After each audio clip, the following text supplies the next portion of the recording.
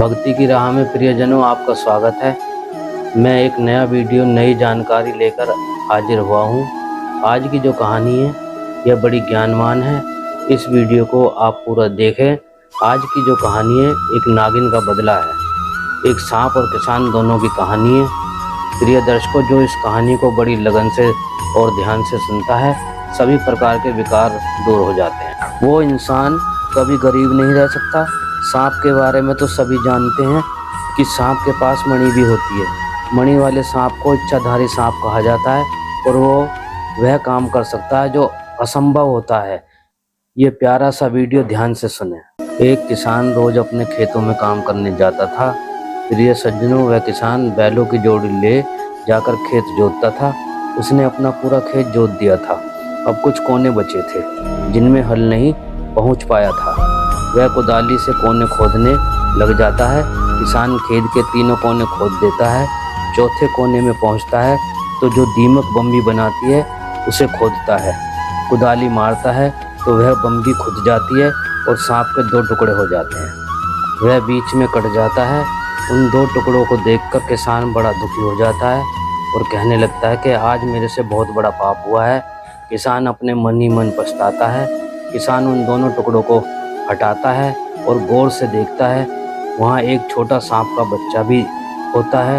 यह देखकर किसान और भी ज़्यादा दुखी हो जाता है और सोचता है कि इस सांप का बच्चा है, मेरे हाथों इसका पिता मारा गया है और इसका लालन पालन कौन करेगा, क्योंकि इसके पिता का साया मेरी वजह से हटा है। किसान प्रतिज्ञा करता है, इस सांप के बच्चे को मैं अपने बच्चे की तरह ही पालूंगा। और सांप के बच्चे को अपने घर ले आता है और अपनी पत्नी से कहता है, प्यारी, ये सांप का बच्चा है, इसका पिता मेरे हाथों मारा गया है। अपनी गलती का वो पश्चाताप करने के लिए मैं इसे घर लाया हूँ। इसका लालन पालन करूँगा और अपने पुत्र की तरह ही इसे पालूंगा। किसान का भी एक छोटा पुत्र था। प्रिय सज्जनों, अब किसान की पत्नी भी मान लेती है। कहती है, पिया जी, हम अपने पुत्र की तरह ही सांप के बच्चे को प्यार करेंगे। जिस समय सांप मारा गया था उस बम्बी में वह सांप था और उसका बच्चा था। नागिन वहाँ नहीं थी। प्रिय सज्जनों, किसान सांप के बच्चे को लेकर आता है तो पीछे से वो नागिन आती है और अपने पति और सांप को दो टुकड़ों में कटा पाती है। यह देखकर नागिन बहुत दुखी होती है, विलाप करती है, रोती है, लेकिन कुछ नहीं होने वाला था। नागिन बम्बी में घुसती है और अपने बच्चों की तलाश करती है। वो बच्चा भी उसे वहाँ नहीं मिलता। नागिन और भी दुखी हो जाती है, रोती है, विलाप करती है, क्योंकि उसका पूरा परिवार ही उजड़ गया था। नागिन सोचती है, जिसने मेरे पति को मारा है उसने ही मेरे बच्चे को मारा है। आखिर में नागिन भी एक प्रतिज्ञा लेती है, जिसने मेरे पति को और बच्चे को मारा है उसका भी मैं वंश खत्म कर दूंगी। इस तरह की प्रतिज्ञा नागिन लेती है। प्रिय दर्शकों, नागिन तलाश में लग जाती है कि मेरे पति बच्चे का हत्यारा कौन है। दूसरे दिन फिर से किसान अपने खेत में जाता है। बची हुई जमीन को कुदाल से खोदता है। कुदाली से तो नागिन कुदाली पर लगा खून देख लेती है और कहती है कि इस किसान ने ही मेरे पति और बच्चे को मारा है। प्रिय सज्जनों, अब नागिन को पता चल जाता है यही किसान है मेरे पति बच्चे का कातिल।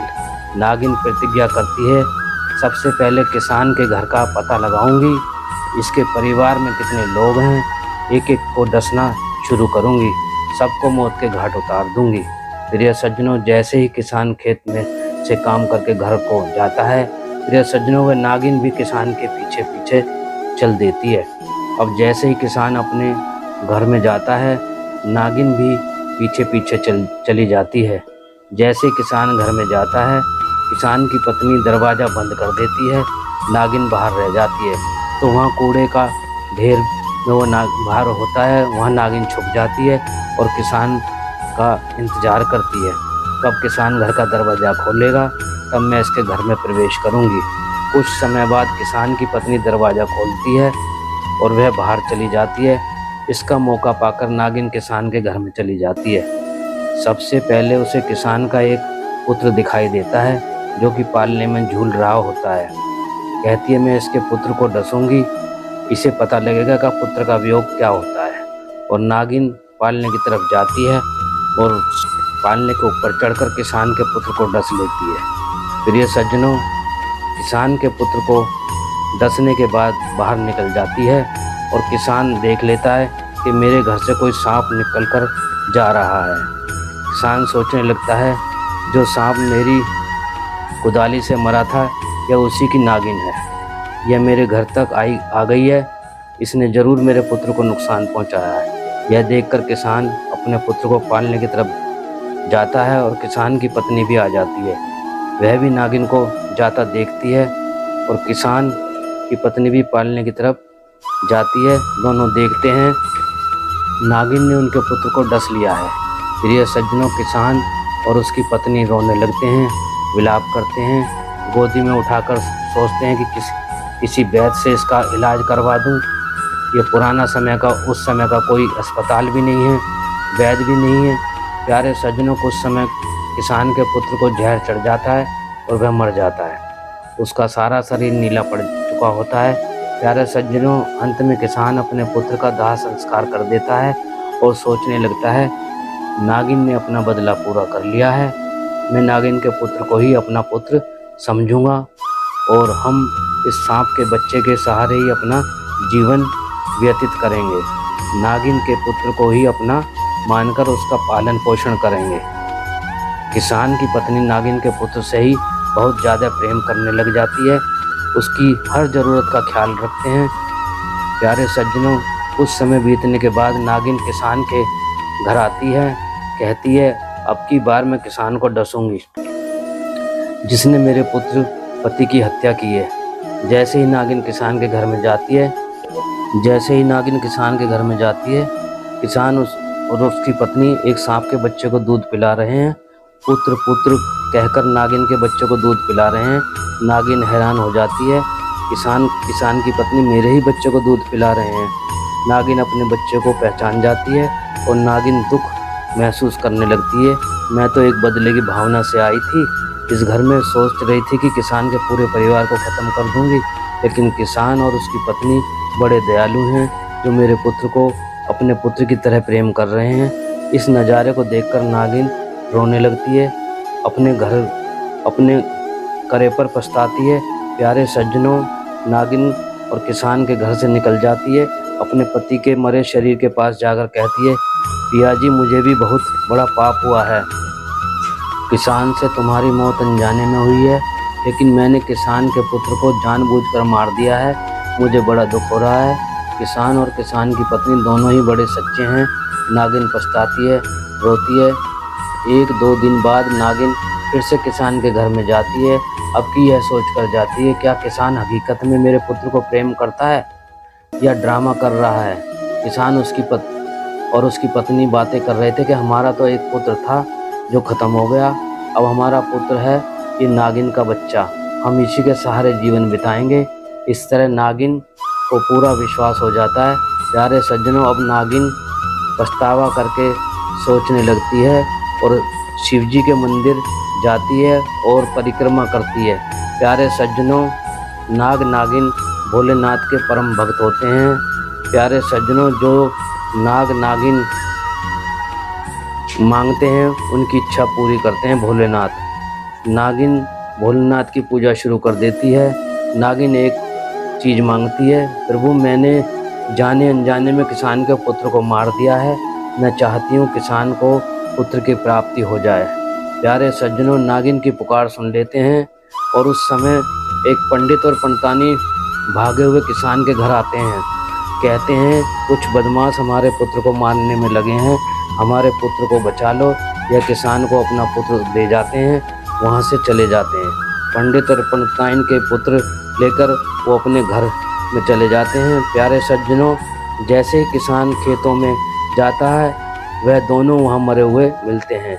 यह देखकर किसान बड़ा दुखी हो जाता है और उनका दाह संस्कार कर देता है। पंडित के पुत्र को ही अपने पुत्र मानते हैं। नागिन फिर घर में आती है, वह पंडित और पंडितानी के पुत्र और नागिन के पुत्र को खिला रहे होते हैं। नागिन ये देखकर बहुत खुश होती है। किसान हकीकत में धर्मात्मा है, यह सोचकर नागिन वहाँ से लौटने लगती है, लेकिन फिर से नागिन एक मन में एक बात आती है कि मेरे जीने की कोई इच्छा नहीं है। प्यारे सज्जनों, उस नागिन के पास में एक नागमणि थी।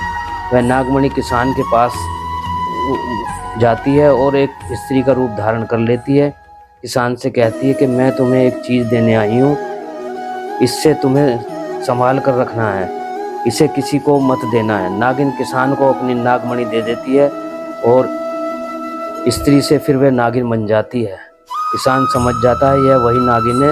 ये अपने पुत्र को सहलाती है, किसान से कहती है मेरे पुत्र का ख्याल रखना, इतना भरोसा भी मत करना, हमारी जो प्रजाति है वो दुष्ट जाति में आती है, इसलिए मेरे पुत्र पर ज़्यादा भरोसा मत करना।